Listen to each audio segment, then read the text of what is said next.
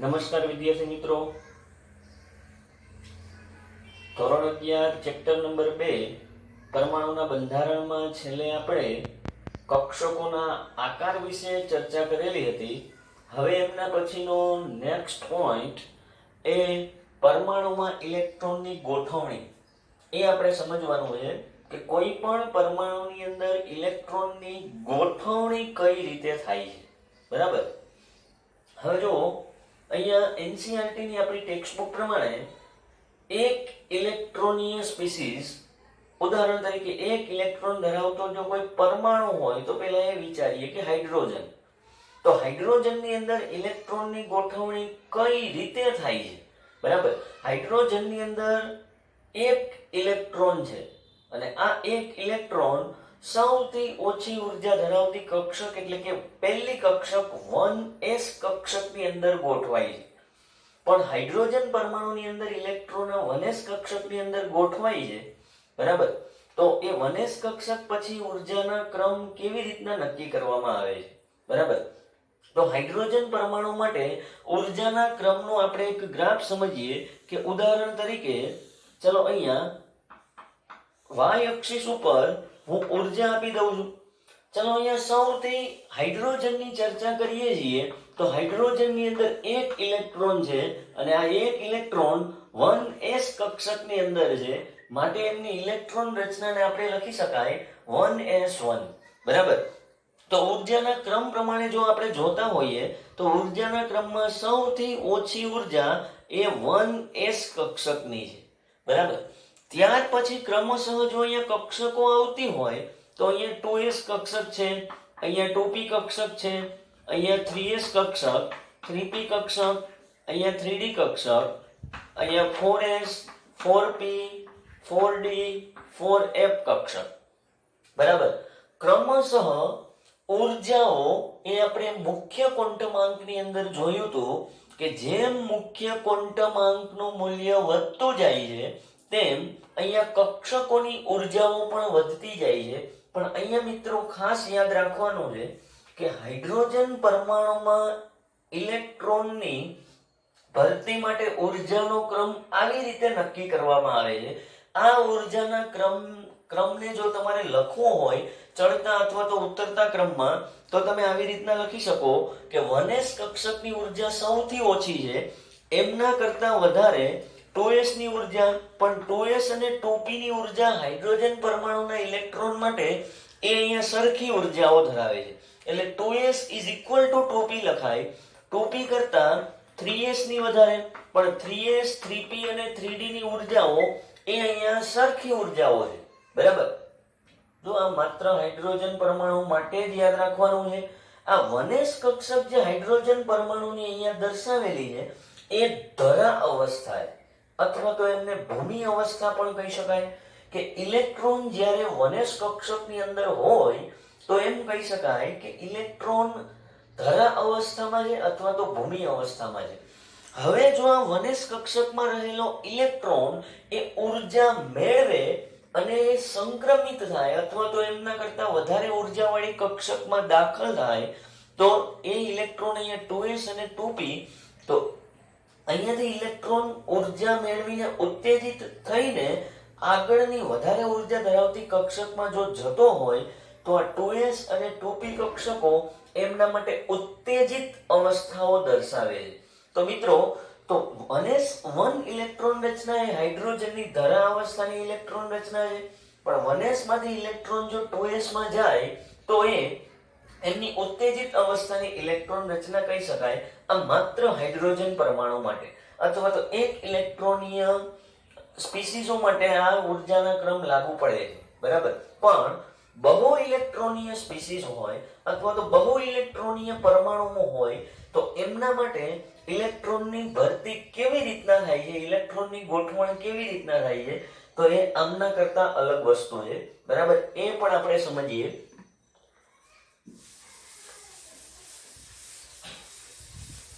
બહુ ઇલેક્ટ્રોનીય પરમાણુઓ માટે એ ઉર્જાઓ ઇલેક્ટ્રોન અલગ અલગ કક્ષકોમાં ઉર્જાના આધારે દાખલ થાય છે. અને પરમાણુમાં ઇલેક્ટ્રોનની ભરતી માટેના અગત્યના 3 નિયમો અથવા તો 3 સિદ્ધાંતો છે. એ 3 સિદ્ધાંતોને આપણે આજે ભણવાના છે. એમાંનો સૌપ્રથમ પહેલો સિદ્ધાંત જે છે એ પહેલો સિદ્ધાંત આઉટબાઉ સિદ્ધાંત.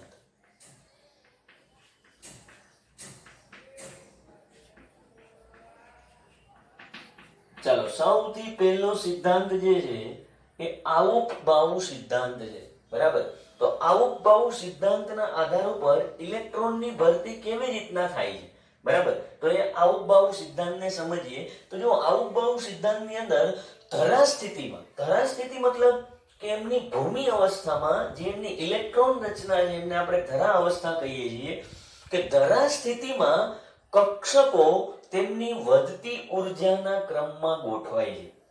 અહીંયા આપણે કક્ષકોને જે ગોઠવેલી હતી એ ક્રમશઃ વધતી ઉર્જાના ક્રમમાં જ ગોઠવેલી હતી. બરાબર. પણ અહીંયા કંઈક અલગ કહેવા માંગે છે કે ધરા સ્થિતિમાં કક્ષકો તેમની વધતી ઉર્જાના ક્રમમાં ભરાય છે. બરાબર.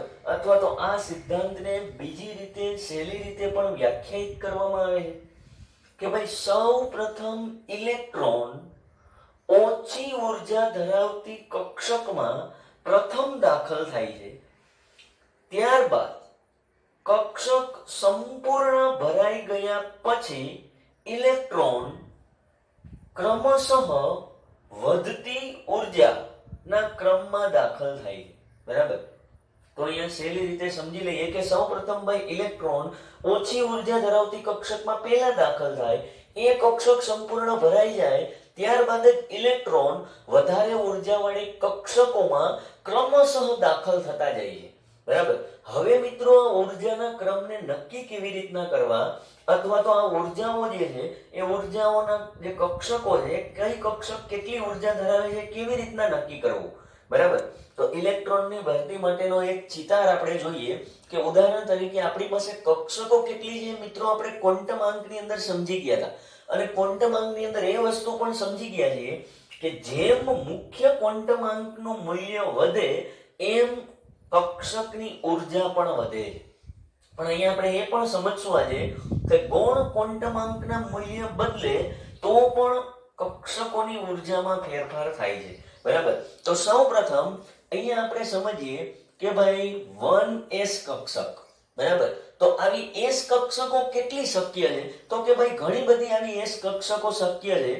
તો જો અહીંયા હું આ 1s કક્ષક દર્શાવું છું. એમના પછીની અહીંયા ઉદાહરણ તરીકે 2s કક્ષકને આપણે દર્શાવીએ છીએ. ચાલો, આવી તો ઘણી બધી કક્ષકો શક્ય છે. ચાલો, 3s કક્ષક શક્ય છે, 4s કક્ષક શક્ય છે, 5s કક્ષક શક્ય છે, 6s કક્ષક શક્ય છે, 7s કક્ષક પણ શક્ય છે. તો આટલી બધી અહીંયા s કક્ષકો શક્ય છે. બરાબર. ચાલો, p કક્ષકોની અંદર 1p શક્ય નથી પણ અહીંયા કઈ શક્ય છે 2p કક્ષક શક્ય છે. ચલો, અહીંયા 3p કક્ષક પણ શક્ય હોય, અહીંયા 4p કક્ષક પણ શક્ય છે, 5p કક્ષક પણ શક્ય છે, 6p કક્ષક પણ શક્ય છે અને 7p કક્ષક પણ શક્ય હોય. ચલો, એમના પછી અહીંયા 2d શક્ય નથી પણ અહીંયા કઈ કક્ષક શક્ય છે 3d કક્ષક શક્ય છે. ચલો, એમના પછી અહીંયા 4d કક્ષક શક્ય છે, 5d કક્ષક, અહીંયા 6d કક્ષક પણ શક્ય છે. આપણે આટલી જરૂર પડવાની છે એટલે એટલી હું અહીંયા કક્ષકો લખું છું. ચાલો, 3f કક્ષક શક્ય નથી તો અહીંયા 4f કક્ષક શક્ય છે. ચલો, અહીંયા 5f કક્ષક પણ શક્ય છે. બરાબર. તો આટલી જે આ કક્ષકો છે આ કક્ષકોના ઉર્જાના ક્રમ કઈ રીતે નક્કી કરવા એ આપણે આજે સમજશું. બરાબર.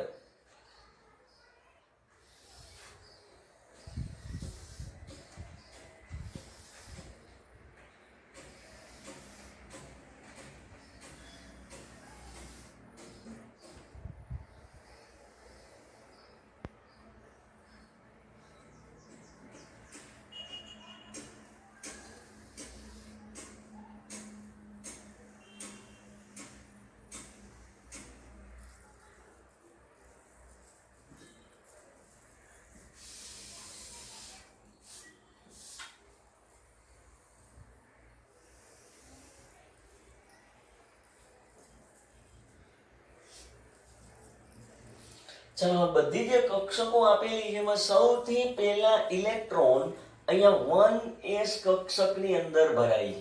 મિત્રો જે આ પહેલો ઇલેક્ટ્રોન એ સૌથી પહેલા 1s કક્ષકની અંદર ભરાય છે કારણ કે એમની ઉર્જા સૌથી ઓછી છે. ત્યારબાદ ક્રમશઃ આ ઇલેક્ટ્રોન અહીંયા 2s કક્ષકની અંદર ભરાય છે. ચાલો 2s કક્ષક પછી ક્રમશઃ ઇલેક્ટ્રોન 2s કક્ષક પછી ઇલેક્ટ્રોન અહીંયા 2p કક્ષકની અંદર ભરાય છે. 2p પછી 3s 3s પછી 3p 3s પછી ચલો અહીંયા 3p પછી 4s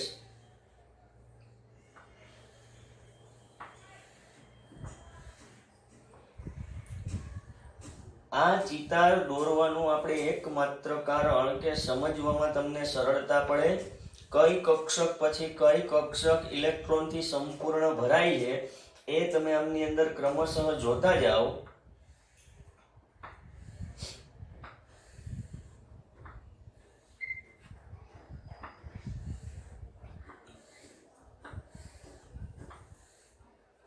ચાલો અહીંયા જોઈએ. જો સૌથી પહેલા ઉર્જાના જે આ ક્રમ છે ને ક્રમને કઈ રીતના નક્કી કરવાને એ પહેલા સમજી લઈએ.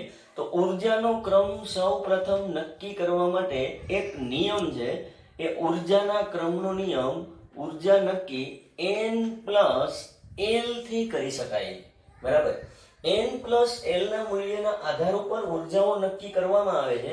તો સૌપ્રથમ આપણે અહીંયા કક્ષક જોઈએ. પહેલી કક્ષક તો 1s માટે n+l નો નિયમ શું છે? તો મિત્રો l ના નિયમ કેવી રીતના નક્કી કરવામાં આવે છે? કક્ષકોના આધાર ઉપર કે જો l = 0 હોય તો s કક્ષક, l = 1 હોય તો p કક્ષક, l = 2 હોય તો d કક્ષક, l = 3 હોય તો f કક્ષક. ચાલો અહીંયા s કક્ષક છે તો l = 0.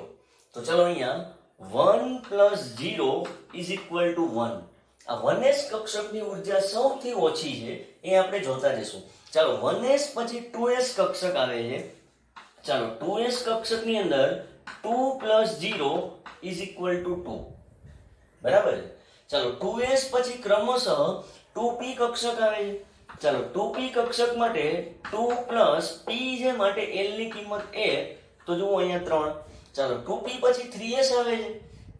ચાલો 3s = 3 + 0 = 3. ચલો અહીંયા આ બંને કિંમતો સરખી મળે છે n+l ની. ચાલો બંને કિંમતો જો સરખી હોય એટલે કે 2p અને 3s કક્ષકની ઉર્જાઓ અહીંયા સરખી છે. બરાબર, 3 જેટલી એમની કિંમત આવે છે.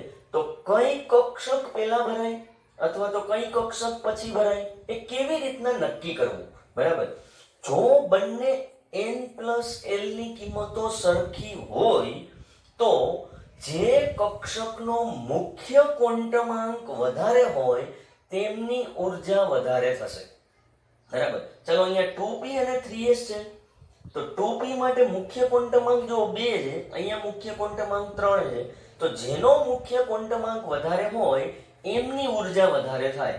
તો અહીંયા 3 એ મુખ્ય ક્વોન્ટમાંક વધારે છે માટે 2p કરતા 3s કક્ષકની ઉર્જા અહીંયા વધારે થશે. બરાબર, ચાલો એમના પછી 3s પછી 3p કક્ષક ભરાય છે. ચાલો 3p કક્ષક માટે 3 + 1 = 4. 3p પછી 4s કક્ષક તો 4s માટે 4 + 0 = 4. ચાલો 3p અને 4s કક્ષકમાં બંને કક્ષકોમાં ઉર્જા કોની વધારે હશે? તો કે 4s કક્ષકની. કારણ કે અહીંયા મુખ્ય ક્વોન્ટમાંક 3 છે, અહીંયા મુખ્ય ક્વોન્ટમાંક 4 છે.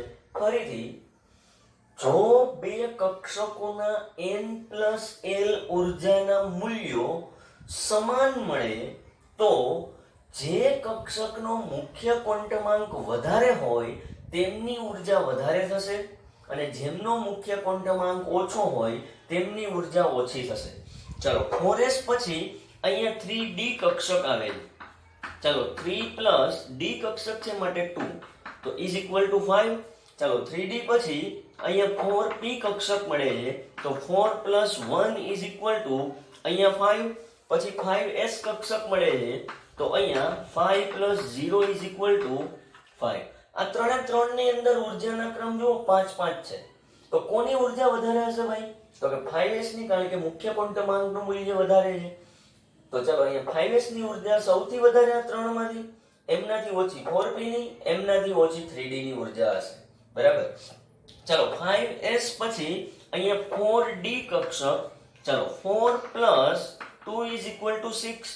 ચાલો 4d પછી અહીંયા 5p કક્ષક. 5 + 1 = 6 અને એમના પછી 6s કક્ષક. 6 + 0 = 6. ચાલો 6s પછી જે કક્ષકો ભરાય છે એ 4f કક્ષક. ચાલો 4f માટે 4 + 3 = 7. ચાલો 4f કક્ષક પછી 5d કક્ષક ભરાય છે. તો 5d = 5 + 2 = 7. ચાલો એમના પછીની જે કક્ષક ભરાય છે એ 5d પછી જુઓ અહીંયા 6p કક્ષક ભરાય છે. ચાલો 6p ભરાય છે તો 6 + 1 = 7. એમના પછી 7s કક્ષક ભરાય છે તો 7 + 0 = 7. બરાબર. 7s પછી અહીંયા 5f કક્ષક ભરાય છે તો 5 + 3 = 8. ચાલો અહીંયા 6d કક્ષક ભરાય છે એમના પછી તો 6 + 2 = 8. એમના પછીની 7p કક્ષક ભરાય છે તો 7 + 1 = 8 અને છેલ્લે 8s કક્ષક આવે 8 + 0 = 8. તો મિત્રો અહીંયા જો ઉર્જાના મેં અલગ અલગ સાથે જ તમને સેટ આપી દીધા કે કોની ઉર્જા વધારે હશે, કોની ઉર્જા ઓછી હશે. ચાલો આ બધી કક્ષકોની ઉર્જાના આધાર ઉપર આઉટ-બાઉન્ડ સિદ્ધાંતના આધાર ઉપર ઇલેક્ટ્રોન ગોઠવાય. બરાબર. ફરીથી આઉટ-બાઉન્ડનો સિદ્ધાંત સમજી લઈએ કે સૌપ્રથમ ઇલેક્ટ્રોન ઓછી ઉર્જા ધરાવતી કક્ષકમાં પ્રથમ દાખલ થાય છે. આ કક્ષક સંપૂર્ણ ભરાઈ ગયા પછી ઇલેક્ટ્રોન ક્રમશઃ વધારે ઉર્જા ધરાવતી કક્ષકોમાં દાખલ થતા જાય છે. બરાબર. તો આ સિદ્ધાંતને સમજવા માટે એક વસ્તુ આવડવી ફરજિયાત કે ઉર્જાનો ક્રમ. બરાબર. આટલી બધી કક્ષકો છે, આ બધી જ કક્ષકોને ધ્યાનમાં રાખીને એમની ઉર્જાના ક્રમમાં, ચડતા ક્રમમાં આપણને ગોઠવતા આવડવું જોઈએ. તો ચલો અહીંયા એ ચડતા ક્રમમાં ગોઠવવા માટેનો આપણે પ્રયત્ન કરીએ છીએ. તો અહીંયા સૌપ્રથમ ચાલો અહીંયા સૌથી ઓછી ઉર્જા ધરાવતી કક્ષક કઈ છે મિત્રો? તો કે 1s કક્ષક. ચાલો 1s કક્ષક પછી વધારે ઉર્જા ધરાવતી ક્રમશઃ કક્ષક 2s, એમના પછીની 2p કક્ષક, એમના પછીની 3s કક્ષક, એમના પછીની 3p કક્ષક. ચાલો 3s અને 3p કક્ષક પછી 4s કક્ષક. ચાલો એમના પછીની 3d કક્ષક આવશે, એમના પછીની 4p, એમના પછીની 5s કક્ષક. બરાબર. ક્રમશઃ લખતા જઈએ છીએ. એમના પછીની 4d કક્ષક આવશે. ચાલો 4d કક્ષક પછી 5p કક્ષક, પછી 6s કક્ષક. હવે એમના પછી 4f કક્ષક આવશે. ચાલો એમના પછી 5d કક્ષક, એમના પછી 6p કક્ષક અને એમના પછી 7s કક્ષક. ચાલો એમના પછી 5f કક્ષક આવશે. ચાલો એમના પછી 6d કક્ષક આવશે, 7p અને 8s. ચાલો બધી કક્ષકોને અહીંયા ઉર્જાના ક્રમમાં ગોઠવી દીધેલી છે. એક ઉદાહરણ સાથે સમજીએ ઇલેક્ટ્રોન રચનાને કે ભાઈ ઉદાહરણ તરીકે કોઈ પણ એક પરમાણુ હું લઈ લઉં છું કે ભાઈ બોરોન. બરાબર. ચાલો બોરોનની અંદર ઇલેક્ટ્રોન રચનાને જો આપણે ગોઠવતા હોય તો બોરોનનો પરમાણુ ક્રમાંક 5 છે. બરાબર. એનો મતલબ એવો થાય કે એમની અંદર 5 ઇલેક્ટ્રોન છે. ચાલો 5 ઇલેક્ટ્રોનને ભરવા હોય તો સૌપ્રથમ પહેલા ઇલેક્ટ્રોન કઈ કક્ષકમાં દાખલ થશે ભાઈ? તો કે 1s ની અંદર. ચાલો 1s ની અંદર વધારેમાં વધારે કેટલા ઇલેક્ટ્રોન સમાઈ શકે? તો કે 2 ઇલેક્ટ્રોન. ચાલો આપણી પાસે તો 5 ઇલેક્ટ્રોન છે. ચાલો હજી 2 ઇલેક્ટ્રોન આની અંદર ભરાણા. તો ત્રીજો ઇલેક્ટ્રોન ક્રમશઃ આગળ કઈ કક્ષકમાં આવે? તો કે 2s કક્ષકની અંદર. ચાલો અહીંયા પણ s કક્ષક છે તો વધારેમાં વધારે કેટલા ઇલેક્ટ્રોન સમાઈ શકે? મેક્સિમમમાં મેક્સિમમ 2. તો અહીંયા ચાલો 2 ને 2 4 ઇલેક્ટ્રોન છે. હજી એક ઇલેક્ટ્રોન ઘટે. ચાલો 2s પછીની કઈ કક્ષક આવે? 2p કક્ષક. ચાલો 2p ની અંદર બાકી બચતો એક ઇલેક્ટ્રોન એટલે કે 2p1. બરાબર. તો તો જો બોરોનની ઇલેક્ટ્રોન રચના આવી રીતના લખી શકાય, અથવા તો ઇલેક્ટ્રોનની જે ભરતી છે એ ક્રમશઃ કક્ષકોની ઉર્જાના આધાર ઉપર થાય છે, બરાબર. એટલે જ અહીંયા નિયમ આપણે લખેલો છે કે ધરા સ્થિતિમાં કક્ષકો તેમની વધતી ઉર્જાના ક્રમમાં ભરાય છે, બરાબર. જેમ જેમ કક્ષકોની ઉર્જા ક્રમશઃ વધતી જાય તેમ તેમ તે ઇલેક્ટ્રોનથી ક્રમશઃ ભરાતી જાય છે, બરાબર. તો ઇલેક્ટ્રોનની ભરતી માટેનો આ પહેલો સિદ્ધાંત એ આઉટબાઉ સિદ્ધાંત છે, બરાબર. આઉટબાઉ સિદ્ધાંત તરીકે ઓળખાય છે. આઉટબાઉ એ કોઈ વૈજ્ઞાનિક નથી, પણ આ આઉટબાઉનો સિદ્ધાંત ઇલેક્ટ્રોનની ભરતી માટેનો સિદ્ધાંત છે. આ ખાસ યાદ રાખવો. ચલો, એમના પછીનો બીજો સિદ્ધાંત અને ત્રીજો સિદ્ધાંત એ બે વૈજ્ઞાનિકોના નામ ઉપરથી છે, બરાબર. આઉટબાઉ નામનો કોઈ વૈજ્ઞાનિક નથી, પણ આઉટબાઉ એ સિદ્ધાંત છે.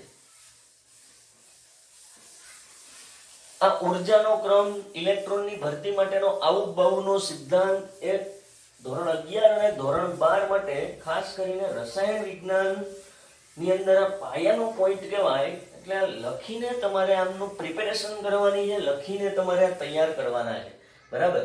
બાકી બુકની અંદર આ આઉટબાઉ સિદ્ધાંત, કક્ષકોની ઉર્જાના ક્રમ એ વ્યવસ્થિત નોટ ડાઉન કરવાનું છે, બરાબર. ચલો, એમના પછીનું બીજું પાઉલીનો નિષેધ સિદ્ધાંત. ચલો, પાઉલી નામના વૈજ્ઞાનિકે ઇલેક્ટ્રોનની ભરતી માટેનો એક આ બીજો નિયમ આપેલો છે. બીજો નિયમ પણ સમજીએ. તો અહીંયા આ પાઉલીનો જે નિષેધ સિદ્ધાંત એટલા માટે લખેલો છે કે પાઉલીનો આ સિદ્ધાંત એ સાર્વત્રિક છે, બરાબર. દરેક પરમાણુ માટે આ પાઉલીનો સિદ્ધાંત લાગુ પડે છે, બરાબર. તો પાઉલીનો એ સિદ્ધાંત કોઈ કક્ષકમાં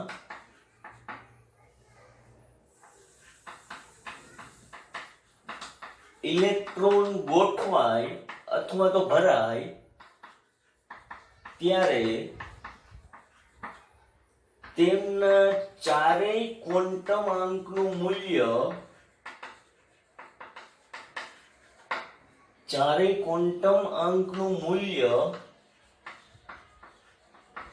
સમાન હોતું નથી. ક્યારેય પણ કોઈ કક્ષકમાં ઇલેક્ટ્રોન ભરાતા હોય ત્યારે એક જ કક્ષકમાં ઇલેક્ટ્રોનના ચારેય ક્વોન્ટમ આંકનું મૂલ્ય સમાન હોતું નથી, બરાબર. કોઈ કક્ષકમાં ઇલેક્ટ્રોન ગોઠવાય ત્યારે તેમના એ કક્ષકમાં ચારેય ક્વોન્ટમ આંકના મૂલ્ય ક્યારેય સમાન ન હોઈ શકે, બરાબર.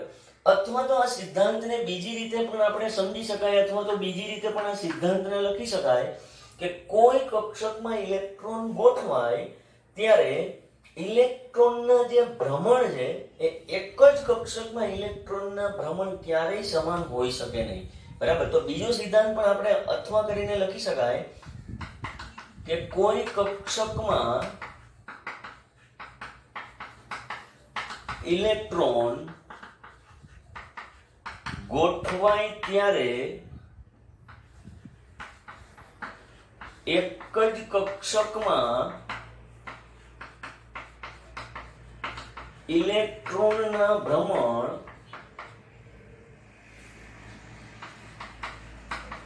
ક્યારેય સમાન હોઈ શકે નહીં.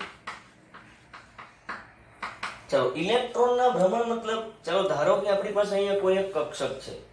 ચલો, આ કક્ષક ધારો કે 1s કક્ષક છે. 1s કક્ષકની અંદર ધારો કે 2 ઇલેક્ટ્રોન છે, બરાબર. તો ઇલેક્ટ્રોનને આપણે ગોઠવવા માટે યાદ કરો સ્પિન ક્વોન્ટમાંક, એ આપણે સમજી ગયા હતા કે સ્પિન ક્વોન્ટમાંક s નું મૂલ્ય હંમેશા ±1/2 હોય, બરાબર. ચલો, ±1/2 હોય એટલે જ કોઈ એક કક્ષક હોય એમાં ઇલેક્ટ્રોન આવી રીતે ગોઠવાય છે, એક અપ સ્પિનની અંદર, એક ડાઉન સ્પિનની અંદર. +1 ભ્રમણ હોય ત્યારે ઇલેક્ટ્રોન આવી રીતના અપ સ્પિનની અંદર ગોઠવાય. -1 કિંમત હોય ત્યારે ઇલેક્ટ્રોન આવી રીતના ડાઉન સ્પિનની અંદર ગોઠવાય, બરાબર. ક્યારેય આવું શક્ય બનતું નથી. જો અહીંયા આ વસ્તુ શક્ય છે, પરંતુ આવું ક્યારેય ઇલેક્ટ્રોન રચનામાં ભૂલથી પણ લખવું નહીં. ચલો, 2 ઇલેક્ટ્રોનના ક્વોન્ટમ આંક આવી રીતના ક્યારેય સમાન ન હોઈ શકે, બરાબર. તો આ વસ્તુ ખોટી છે. ચાલો, ઇલેક્ટ્રોન ક્યારેય આવી રીતે પણ ન ગોઠવાઈ શકે. બે ડાઉન સ્પિન ની અંદર આ વસ્તુ પણ ખોટી છે. ઇલેક્ટ્રોન ક્યારેય આવી રીતે પણ ન ગોઠવાઈ શકે. પહેલા ડાઉન સ્પિનમાં ગોઠવાય, પછી અપ સ્પિનમાં ગોઠવાય, આવું પણ શક્ય નથી. બરાબર. હંમેશા ઇલેક્ટ્રોન, ઉદાહરણ તરીકે કોઈ કક્ષકમાં ઇલેક્ટ્રોન દાખલ થતો હોય તો અહીંયા ઉદાહરણ તરીકે બે ઇલેક્ટ્રોન છે, તો પહેલો ઇલેક્ટ્રોન દાખલ થાય એ હંમેશા અપ સ્પિનમાં ગોઠવાય, અને બીજો ઇલેક્ટ્રોન દાખલ થાય એ હંમેશા ડાઉન સ્પિનની અંદર ગોઠવાય. બરાબર. તો આ પાઉલીનો નિષેધ સિદ્ધાંત છે. ઇલેક્ટ્રોન રચનાઓ લખવા માટે આ અગત્યનું છે કે જ્યારે એના ચિતાર સ્વરૂપે ઇલેક્ટ્રોન રચના તમારે લખવાની થાય, બરાબર, આવી રીતે, તો એક ખાસ ધ્યાન રાખજો કે કોઈ પણ કક્ષકો તમે લખો, એ કક્ષકોની અંદર ઇલેક્ટ્રોન સૌપ્રથમ અપ સ્પિનની અંદર જ દાખલ થાય, ત્યારબાદ ડાઉન સ્પિનની અંદર. અને એ કોઈ પણ કક્ષક હોય કે પેટા કક્ષક હોય, એક કક્ષકમાં વધારેમાં વધારે બે ઇલેક્ટ્રોન સમાઈ શકતા હોય છે. બરાબર. હવે ઉદાહરણ તરીકે એસ કક્ષક છે, તો એસ કક્ષકની પેટા કક્ષક એક જ છે, તો બે ઇલેક્ટ્રોન. પી કક્ષકની પેટા કક્ષકો જો 3 છે. બરાબર. એ 3 કક્ષકો એ px, py અને pz છે. પણ આ જે એક પેટા કક્ષક છે ને, આમાં વધારેમાં વધારે બે ઇલેક્ટ્રોન સમાઈ શકે, મતલબ કે એક અપ એક ડાઉન, આવી રીતના. તો પી કક્ષકમાં વધારેમાં વધારે 6 ઇલેક્ટ્રોન સમાય છે. બરાબર. આવી જ રીતના ડી ની અંદર 10 ઇલેક્ટ્રોન, એફ ની અંદર 14 ઇલેક્ટ્રોન સમાય છે. બરાબર. એ આપણે આગળ શીખી ગયા છીએ. પણ એક વસ્તુ ખાસ યાદ રહે પાઉલીના નિષેધ સિદ્ધાંતના આધાર ઉપર, કે ક્યારેય ઇલેક્ટ્રોનને આવી રીતે બે અપ સ્પિન, આવી રીતના બે ડાઉન, આવી રીતના પહેલો ડાઉન બીજો, આમ ક્યારેય ગોઠવવાના નહીં. કેમ ગોઠવવાના? તો કે પહેલો અપ સ્પિન અને બીજો ડાઉન સ્પિન, આ રીતના ઇલેક્ટ્રોનની ભરતી કરવાની. બરાબર.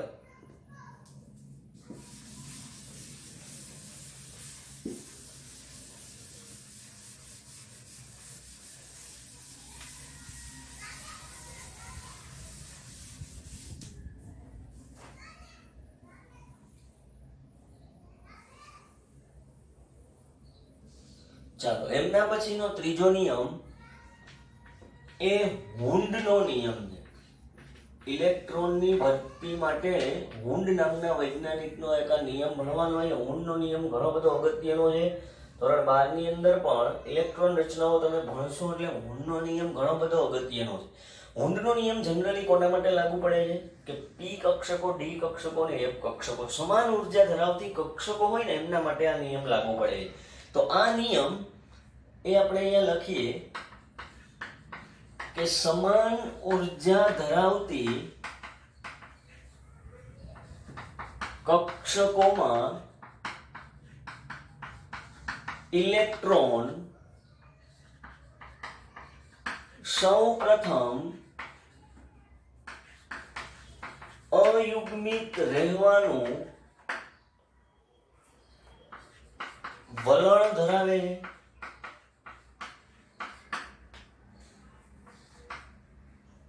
જો સમાન ઉર્જા ધરાવ, પહેલા એક પોઈન્ટ સમજી લઈએ, પછી બીજો પોઈન્ટ નિયમનો સમજીએ. સમાન ઉર્જા ધરાવતી કક્ષકોમાં ઇલેક્ટ્રોન સૌપ્રથમ અયુગ્મિત રહેવાનું વલણ ધરાવે. બરાબર. ઉદાહરણ તરીકે ચલો આપણી પાસે પી કક્ષક છે, અને પી કક્ષક ધારો કે 2p કક્ષક છે. બરાબર. 2p કક્ષકના પેટા પ્રકાર તમે જાણો છો, એમના આકારમાં પણ સમજી ગયા છો કે પી કક્ષક પેટા 3 પ્રકાર ધરાવે છે. એક 2px, બીજો 2py, અહીંયા ત્રીજો 2pz. ચલો અહીંયા 2p છે એટલા માટે મેં અહીંયા લખેલું છે 2px, 2py, 2pz. બરાબર. તો સમાન ઉર્જા ધરાવતી, જો આ બધી કક્ષકોની ઉર્જાઓ સમાન હોય છે. બરાબર. આ પેટા કક્ષકો છે, અહીંયા 2p ની ભલે 3 પેટા કક્ષકો હોય, 3 પેટા કક્ષકોની ઉર્જા સમાન હોય છે. ચલો ત્રણેયની ઉર્જા સમાન હોય તો ઇલેક્ટ્રોન ગમે તેમાં દાખલ થવો જોઈએ ને. બરાબર. પણ અહીંયા એવું થતું નથી. ઇલેક્ટ્રોન આ જ્યારે પેટા કક્ષકોની વાત આવે ત્યારે ઇલેક્ટ્રોનની ભરતી કેવી રીતે થાય છે, બરાબર, એ હુન્ડના નિયમથી સમજી શકાય છે કે ભાઈ સમાન ઉર્જા ધરાવતી કક્ષકોમાં ઇલેક્ટ્રોન સૌપ્રથમ અયુગ્મિત રહેવાનું વલણ ધરાવે છે. ચાલો ઉદાહરણ તરીકે 2p ની અંદર એક ઇલેક્ટ્રોન હોય તો એક ઇલેક્ટ્રોન તો ચાલો આપણે અહીંયા સીધો લખી નાખીએ. બરાબર. હવે બીજો ઇલેક્ટ્રોન જો 2p કક્ષકની અંદર દાખલ થાય તો બીજો ઇલેક્ટ્રોન, ચલો અહીંયા આપણી પાસે બે રસ્તા છે. એક તો પેલો રસ્તો આ છે કે એક જ કક્ષકમાં ભરી દો. ચાલો આ સિવાયનો રસ્તો એક એ છે કે આ કક્ષકની અંદર આવવા દો. ચાલો 2p ની અંદર બે ઇલેક્ટ્રોન હોય તો કઈ રીતના ઇલેક્ટ્રોનને ગોઠવવા, આ હુન્ડ નામના વૈજ્ઞાનિકે અહીંયા સમજાવેલું છે. તો એ ખાસ યાદ રહીએ કે સમાન ઉર્જા ધરાવતી કક્ષકોમાં ઇલેક્ટ્રોન સૌપ્રથમ અયુગ્મિત રહેવાનું વલણ ધરાવે છે. અયુગ્મિત મતલબ એકલા, બરાબર. તો ઇલેક્ટ્રોન દાખલ થાય છે અહીંયા તો સૌપ્રથમ અયુગ્મિત રહેવાનું વલણ ધરાવે છે. એક જ કક્ષકની અંદર તમે આવી રીતના બે ઇલેક્ટ્રોનને ગોઠવી દો છો તો આ તો યુગ્મન થઈ ગયું, બરાબર. આવા ઇલેક્ટ્રોનને યુગ્મિત ઇલેક્ટ્રોન કહેવાય. અને કક્ષકમાં જ્યારે એક જ ઇલેક્ટ્રોન હોય તો એને અયુગ્મિત ઇલેક્ટ્રોન બોલે છે. તો કક્ષકોમાં સૌપ્રથમ ઇલેક્ટ્રોન અયુગ્મિત રહેવાનું વલણ ધરાવે છે. એટલે કે બીજો ઇલેક્ટ્રોન દાખલ થાય તો એ બીજા ખાનામાં જશે, બીજી કક્ષકમાં. ત્રીજો ઇલેક્ટ્રોન દાખલ થાય તો ચાલો એ ત્રીજી કક્ષકમાં જશે. જ્યારે આવી પેટા કક્ષકો, મતલબ કે આ બધામાં એક એક અયુગ્મિત ઇલેક્ટ્રોન ગોઠવાઈ જાય પછી જ ઇલેક્ટ્રોનનું યુગ્મન થવાનું શરૂ થાય છે. તો નિયમમાં આપણે લખી શકીએ કે અહીંયા અયુગ્મિત રહેવાનું વલણ ધરાવે છે. પછી કક્ષકો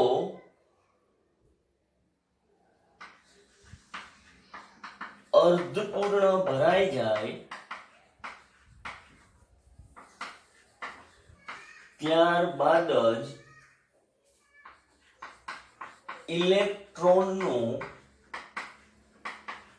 યુગ્મન થાય છે અથવા તો યુગ્મન થવાનું શરૂ થાય છે.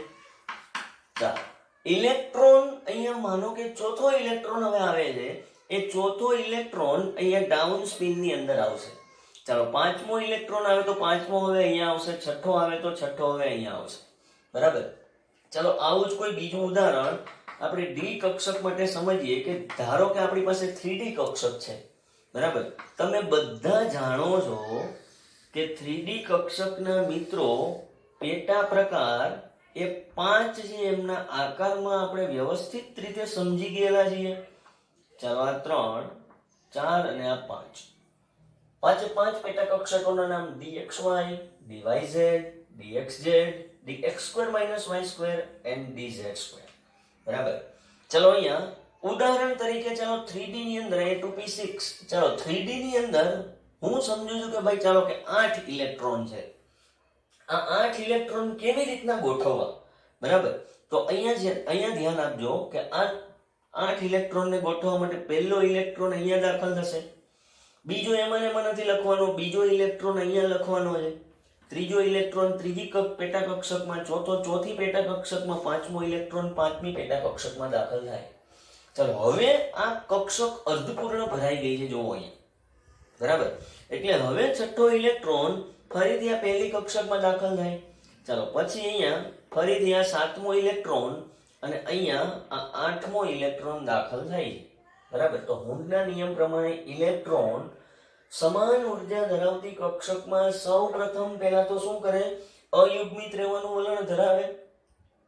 જ્યારે આ પેટા કક્ષક અર્ધપૂર્ણ ભરાઈ જાય ત્યારબાદ જ ઇલેક્ટ્રોનનું યુગ્મન થવાનું શરૂ થાય છે, બરાબર. તો આ હતા આપણે ઇલેક્ટ્રોનની ભરતી માટેના જે નિયમો છે, બરાબર. હવે આમના પછીના નેક્સ્ટ પોઈન્ટની અંદર બહુ પરમાણુ કે જેમની અંદર એક કરતા વધારે ઇલેક્ટ્રોન છે એમની ઇલેક્ટ્રોન રચનાઓને સમજશું, બરાબર. તો આ 3 નિયમોને વ્યવસ્થિત પાકા કરી લેવા, બરાબર. અને ફેર બુકની અંદર, બાકી બુકની અંદર આ 3 નિયમોને વ્યવસ્થિત ઉતારી લેવાના છે.